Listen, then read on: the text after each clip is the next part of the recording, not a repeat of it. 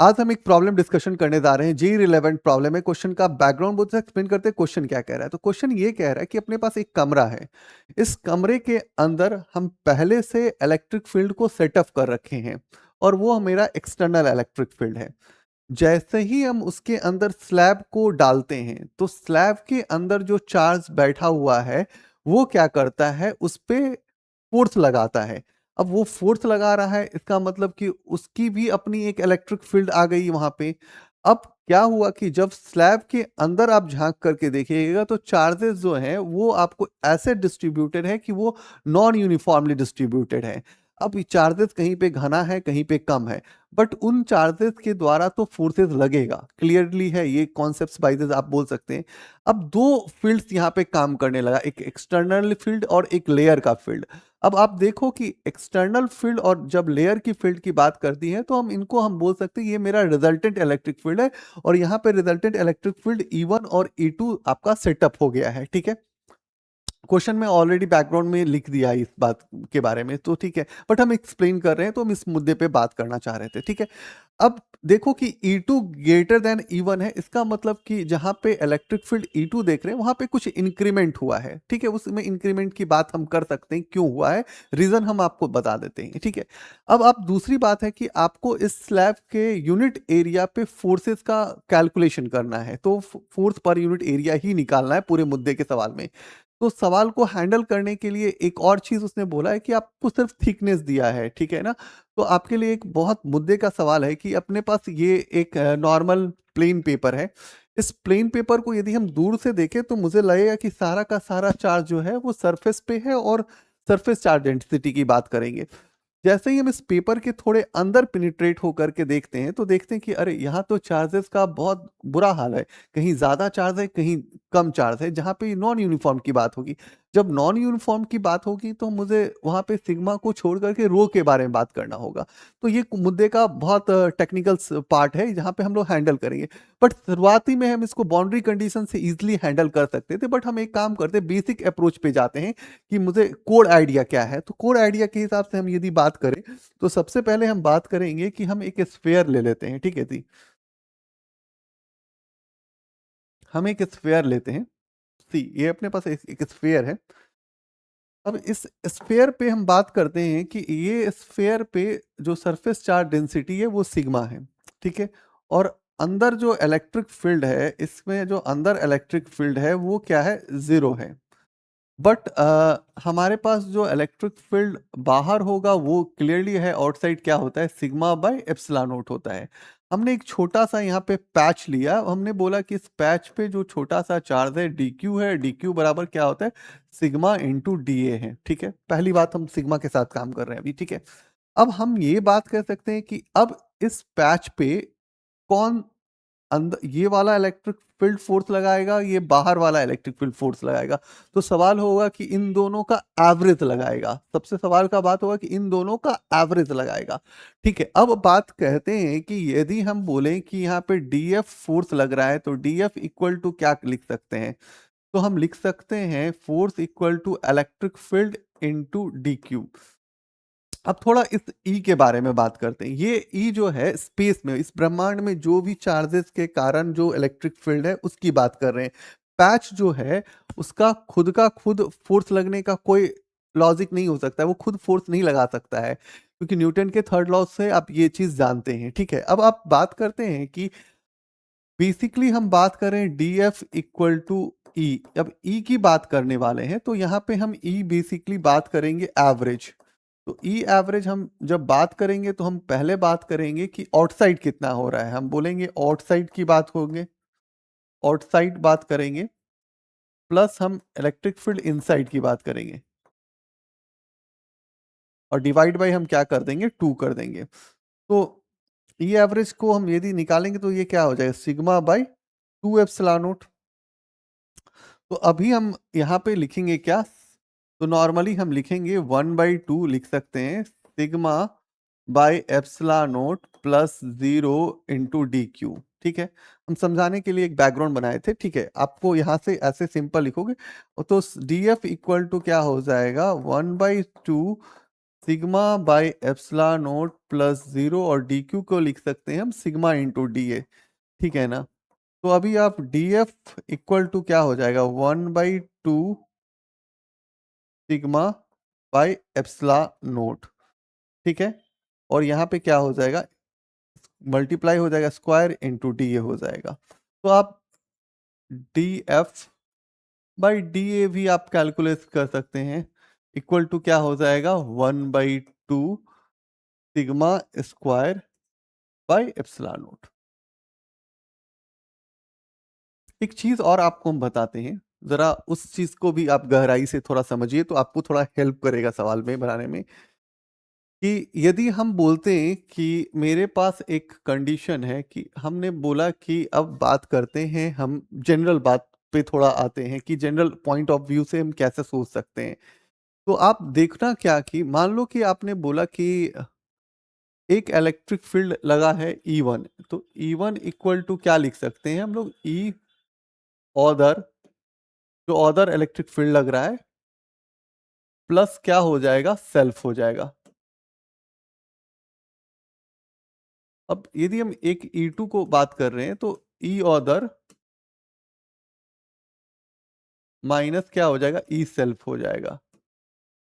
अब आप सेल्फ को कैलकुलेट करोगे तो आप ऐसा लिख सकते हो कि जो ई ऑदर होगा, बेसिकली आप ऐसा लिखोगे, ई ऑदर इक्वल टू क्या हो जाएगा, वो कट जाएगा, तो ई ऑर्डर का मतलब 2 ई ऑर्डर इक्वल टू क्या हो जाएगा, E1 प्लस E2 हो सकता है। तो आप ई ऑर्डर की बात करेंगे, तो आप ई ऑर्डर की बात करेंगे तो क्या हो जाएगा, E1 प्लस E2/2, और ई ऑर्डर को आप बोल सकते हैं कि ये ई एवरेज हो गया, और ये लिख सकते हैं E1 प्लस E2। तो आप तो एक चीज समझ गए ना कि यहाँ पे एक्शन रिएक्शन के कारण वो कट गया है, मतलब कि जो सेल्फ वाला इलेक्ट्रिक फील्ड है वो कैंसल आउट हो रहा है। ये भी मुद्दे में समझ में आना चाहिए, ये आने से थोड़ा क्लियरिटी रहेगा आपको सवाल को हैंडल करने में। अब जब हम ये कंडीशंस को हैंडल कर लिए, तो अब हम थोड़ा सा जूम में जाते हैं। अब हम कहते हैं कि भाई अब एक छोटा सा बात बताओ, आपने बोला कि ये स्लैब डाला हुआ है, ठीक है। अब क्वेश्चंस पे आते हैं, ये जैसे एक स्लैब डाला हुआ है, स्लैब के अंदर कहीं चार्ज ज़्यादा है, कहीं कम है, कहीं ज़्यादा है, कहीं पे कम है, कहीं पे ज़्यादा है, कहीं पे कम है। इस तरह से ऐसे-ऐसे चार्जेस बिखरा पड़ा है, ठीक है? और इस स्लैब का जो आपने थिकनेस ले लिया, मान लीजिए कि मैंने थिकनेस को डेल्टा आर एज़्यूम कर लिए हैं अभी, ठीक है ना? तो डेल्टा आर हमारा थिकनेस है, ठीक है? अब आपको पता है कि सबसे पहले आप जो बात करने वाले हैं, तो आपने बोला है कि अभी यहाँ पे इलेक्ट्रिक फील्ड हमने सेटअप कर दिया है क्वेश्चन के डिज़ाइन के हिसाब से E1, और यहाँ पे जो इलेक्ट्रिक फील्ड का सेटअप हो गया है वो E2 है, क्वेश्चन के डिज़ाइन में अलर्ट इलेक्ट्रिक फील्ड है ये, ठीक है। अब इसको थोड़ा आपको भी स्किप करके काम करना चाहिए। आपको सोचना चाहिए कि भाई अपने पास नॉर्मली ऐसा सोचो कि ये एक स्लैब होता, ये एक नॉर्मल स्लैब होता, ठीक है?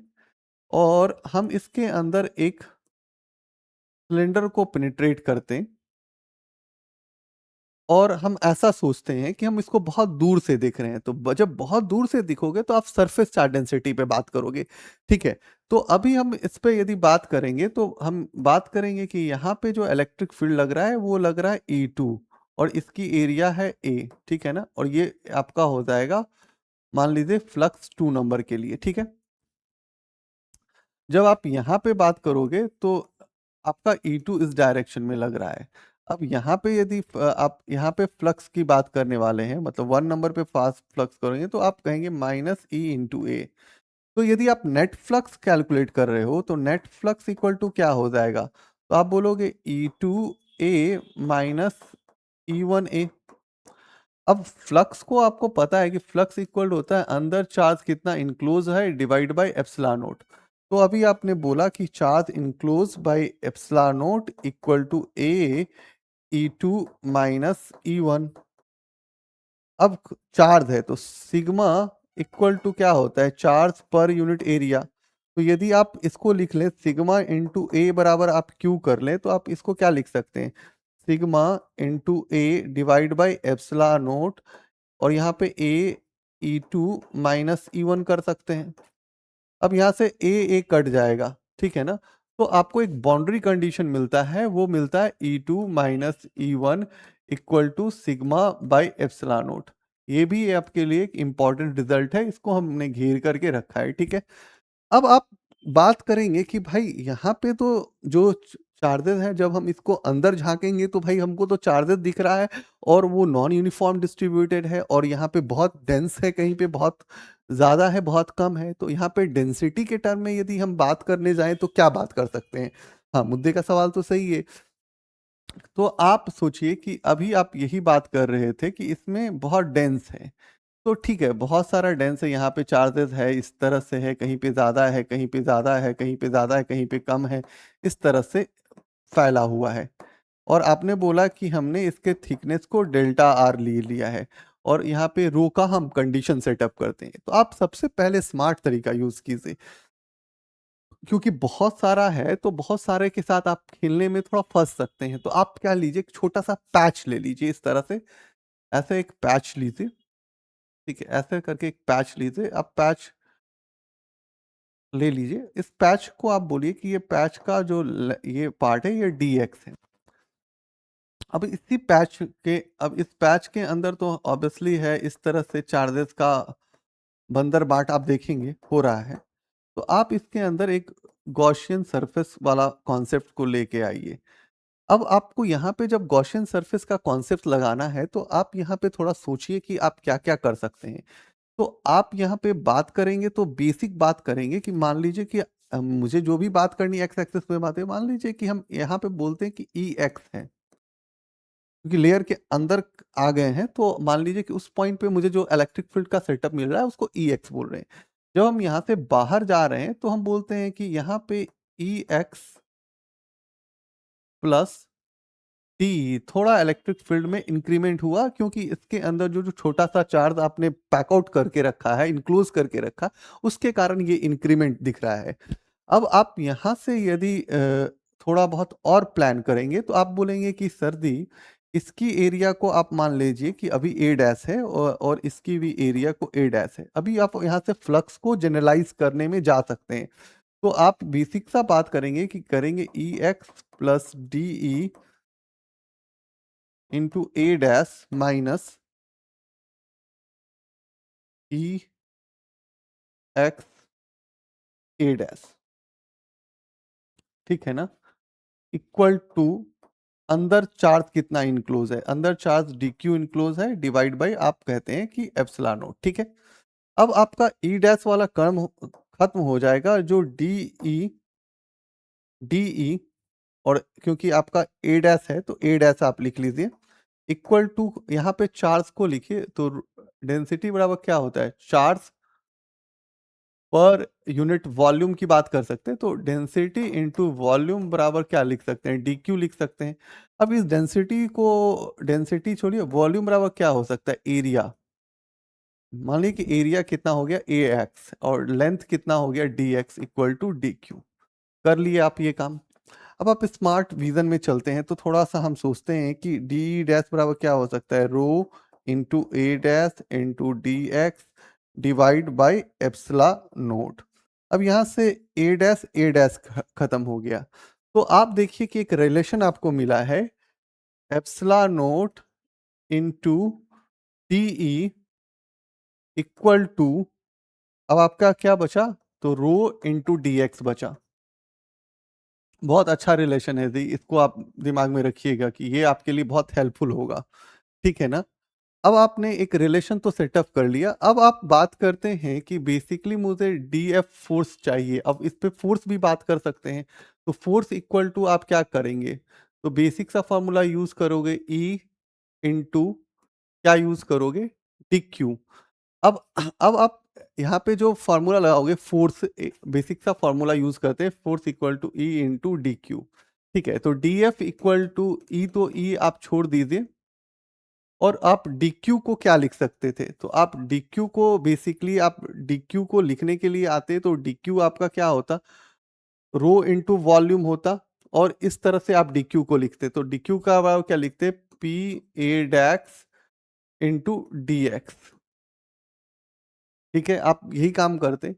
अब आप यहाँ पे देखोगे कि आपके पास जो ये बन रहा है पी ए डैश और डी एक्स का एक रिलेशन दिख रहा है, और आपने वहाँ पे डी क्यू को लिखा है। अब आप सोचो कि इसमें थोड़ा बहुत हम क्या प्लान करें कि मेरा काम बने। तो हम ऐसा सोचें कि हम D F by A dash, हम ऐसा सोच रहे हैं कि एफ बाई ए, और हम इसको इंटीग्रेट कर रहे हैं, ठीक है। इक्वल टू हम क्या लिख सकते हैं, अब हम लिख सकते हैं ई लिख सकते हैं। हमने इसको ए डैश को ले लिया तो यहाँ पे क्या लिख सकते हैं, रो इंटू डी एक्स। अभी आप देखो कि आपने एक रिलेशन निकाला है यार, रो इंटू डी एक्स बराबर एप्सिलॉन नोट इंटू ई। बहुत स्मार्ट तरीका हम लोगों ने यहाँ पे बहुत चालबाज वाला काम किए हैं। अब यहाँ एक चीज आपको पॉइंट करने के लिए हम आते हैं कि अपने को क्या सोचना चाहिए, वो बताते हैं। कि आप सोचो कि शुरुआत में जो थिकनेस की शुरुआत वाली बात करें तो हम जीरो पे थे। अब जो हमारा कोऑर्डिनेट हो गया बेसिकली एक्स नोट हो गया, हाँ या ना, ठीक है। हम कह सकते हैं ये जनरल बातें जहां से हम ये सोच सकते हैं। अब ये सोचो कि जीरो वाले पॉइंट पे मेरा जो इलेक्ट्रिक फील्ड था वो क्या था, कि E1 था, और एक्स नोट वाले पॉइंट पे जो इलेक्ट्रिक फील्ड था वो क्या था, मेरा E2 था। अब आप जैसे ही यहाँ पे आते हैं तो अब आप फोर्स पर यूनिट एरिया लिखते हैं सी। तो आप बेसिक बात कर रहे हैं कि अब आप इसको कन्वर्ट कर रहे हैं, तो अब हम कन्वर्ट करके ही लिख दे तो ज़्यादा अच्छा होता। तो मैंने पहले ही कोऑर्डिनेट बता दिया है। अब यहाँ पे हम पहले से अच्छे से लिख लेंगे E2, और यहाँ पे E1 लिख लेंगे पहले ही, ठीक है ना। और यहाँ पे E लिख लेंगे। और इसका जो कंडीशन है ये मुझे पता है कि ये क्या है, हो रहा है एप्सिलॉन नोट और डीई हो रहा है। अब यहां से यदि हम ब्रेक करें, थोड़ा हम ब्रेक करते हैं, तो फोर्स पर यूनिट एरिया कर लिए। अब आप इसको ब्रेक करोगे तो क्या हो जाएगा, ये बेसिकली एप्सिलॉन नोट तो बाहर आ जाएगा। एप्सिलॉन नोट बाहर आ गया, इसको इंटीग्रेट कर लिए तो ये E2 हो गया और ये E1 हो गया, और ये E इंटू डी हो गया। अब यहाँ पे फोर्स पर यूनिट एरिया हमने लिखा, ठीक है। उसके बाद हम लिखेंगे एप्सिलॉन नोट। अब हम लिख सकते हैं, क्या लिख सकते हैं इसको, ई स्क्वायर बाई 2 लिख सकते हैं, हाँ या ना। और यहाँ पे हम लोग लिमिट लगा देंगे, क्या लगा देंगे, यहाँ पे ई नोट लगा देंगे, और यहाँ पे सॉरी यहाँ पे हम लोगों ने इलेक्ट्रिक फील्ड E2 लगा देंगे, और यहाँ पे इलेक्ट्रिक फील्ड हम E1 लगा देंगे। तो force per unit area equal to क्या हो जाएगा, 1/2 एप्सिलॉन नोट। अब ये हो जाएगा E2 का होल स्क्वायर माइनस E1 का होल स्क्वायर, ठीक है। और आप जब आंसर चेक करोगे तो यही तुम्हारा आंसर है, ठीक है। इतना तो बेसिक सा अप्रोच था, आपने ले लिया। अब आपको थोड़ा बहुत और प्लान करना हो तो आपको just force per unit area जो आपने निकाला है वो निकाला है 1/2 एप्सिलॉन नोट E2 का होल स्क्वायर माइनस E1 का होल स्क्वायर। अब आप इसको थोड़ा बहुत और जनरलाइज कर सकते हैं, आप यूज करिए कि आपने जो निकाला था ये condition E2 minus E1 equal to sigma by epsilon naught. अब आप एक चीज सोचिए थी कि आपके पास इस तरह से प्लान करते हैं कि एक जनरल कॉन्सेप्ट बता रहे हैं जो डायरेफिड मॉरन में लिखा हुआ है। सॉरी, हम ऐसा, तो वो जो किताब है वो कौन सी किताब है, जो इलेक्ट्रोडायनामिक्स में है, जेरेफिथ की किताब है, उसमें ये चीज का एक चर्चा है कि आपके पास इस तरह से एक लेयर दिया हुआ है। यहाँ ऐसे में बनाएगा, एक तरह से आपके पास एक लेयर दिया हुआ, और यहाँ पे एक आपके पास मैच बॉक्स ऐसे रखा हुआ है। ये मैच बॉक्स इस तरह से रखा हुआ है। मैं उतना अच्छा तो नहीं बना सकता हूँ फिगर, फिर भी मैं ट्राई करता हूँ। ये मैच बॉक्स इस तरह से रखा हुआ है। तो मुझे नॉर्मली बाउंड्री कंडीशन में फायदा होता है कि ये मेरा इलेक्ट्रिक फील्ड एबव है, ठीक है, और ये हमारे पास बिलो है, ठीक है। और यहाँ पे यदि हम बाउंड्री कंडीशंस लिखना चाहते हैं, और मान लीजिए कि इसका थिकनेस जो है, ये अभी तो मैं इतना अच्छा नहीं बना, मान लीजिए कि इसका थिकनेस आपने डेल्टा आर यूज किया है, तो अभी आप डायरेक्टली यूज कर सकते हैं ये सब चीज। बाउंड्री कंडीशन यूज करेंगे तो above minus below equal to आप लिख सकते हैं सिग्मा बाई एप्सिलॉन नोट, ठीक है ना। ये आप डायरेक्टली बाउंड्री कंडीशन यूज कर सकते थे। अब वहां पे बाउंड्री कंडीशन के हिसाब से आप ऐसा सोच सकते थे कि E2 minus E1 equal to sigma by epsilon naught हो, तो उतना फाइट आउट नहीं करना पड़ता आपको, ठीक है। यहाँ एक चीज़ है, जो यहाँ पे क्लियरिटी चाहिए वहाँ पे थोड़ी बहुत क्लियरिटी आप सोचिए कि क्या सब कर सकते हैं, आपकी क्लियरिटी इसके लिए बताएं। अब यदि हम यहाँ पे बोले कि यहाँ पे एक पैरेलल पे बात कर लेते हैं सर्दी, अब ऐसा भी होता है कि एक पैरेलल पे बात हो जाए, तो यहाँ पे हम बोलते हैं कि ये पैरेलल है और ये अबव है और यहाँ पे ये हमारा बिलो है। अब यहाँ पे क्या हो रहा है, मान लीजिए कि हम इसी कट को ऐसे दिखा रहे हैं कि हम ऐसे से यहाँ से चल रहे हैं और यहाँ आ जा रहे हैं, तो हम यदि यहाँ पे ई डॉट डी एल लिखेंगे तो ज़ीरो हो जाएगा। इसका मतलब कि यहाँ पे जो पैरेलल वाला बात होगा, जो आपका पैरेलल है, पैरेलल अबव, और ये लाइन इंटीग्रल यूज कर रहे हैं यहाँ पे यार, लाइन इंटीग्रल यूज कर रहे हैं, तो आप क्या लिख सकते हैं, यहाँ पे फिर से हम पैरेलल देते हैं और बिलो लिखते हैं। तो अभी हम जनरल बात करेंगे, तो यहाँ पे क्या हो सकता था, इस कंडीशन पे E1 जो होता था E2 के बराबर हो सकता था। क्वेश्चन के बैकग्राउंड को समझना है तो आप बहुत चीजें समझ सकते हैं कि कैसे कैसे आप हैंडल कर रहे हैं, तो हैंडल करने का वे सही होना चाहिए, प्रोसेस आपके पास पता होना चाहिए। फिर आपको हमने उतना जो फाइट मारा है, तो आप ऐसा सोच सकते थे कि सर ई एवरेज का एक बहुत इंपॉर्टेंट चीज है, ई एवरेज क्या हो जाएगा, E1 प्लस E2/2 हो जाएगा। ये एक मुद्दे में अपने पास था।